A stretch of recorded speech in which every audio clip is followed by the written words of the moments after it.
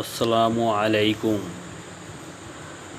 আজ আশা পাকুন্দিয়া সমন্বিত স্বাস্থ্য কেন্দ্রে বিশ্ব ফিজিওথেরাপি দিবস উপলক্ষে ফ্রি ফিজিওথেরাপি ক্যাম্প অনুষ্ঠিত হয়। উক্ত অনুষ্ঠানের পরিচালনা করে ফিজিওথেরাপিস্ট মোহাম্মদ শাহনেওয়াজ হোসেন রনি এবং তার সাথে সহযোগিতা করেন মেডিকেল টেকনোলজিস্ট এবং মেডিকেল অ্যাসিস্ট্যান্ট এবং অন্যান্য কর্মচারীবৃন্দ।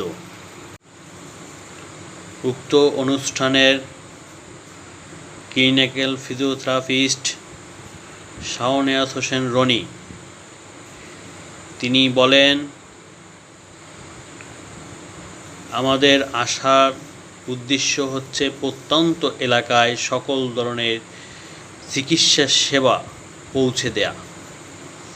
তিনি আরও বলেন যে ফিজিওথেরাপির মাধ্যমে ওষুধ গ্রহণ না করে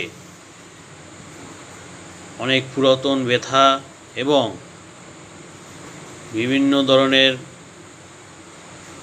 অঙ্গের ত্রুটিসমূহ এবং প্যারালাইসিস হলে এবং কোনো অঙ্গের কার্যক্ষমতা হ্রাস পেলে তা আবার পুনরায় বৃদ্ধি করা সম্ভব। তিনি আরও বলেন যে আমাদের আসার উদ্দেশ্য হচ্ছে হতদরিদ্র এবং দরিদ্র রোগীদের চিকিৎসা প্রদান করা স্বল্প মূল্যে, এবং যারা হতদরিদ্র আছে তাদেরকে আমরা সকল ধরনের চিকিৎসা সেবা প্রদান করে থাকি বিনামূল্যে।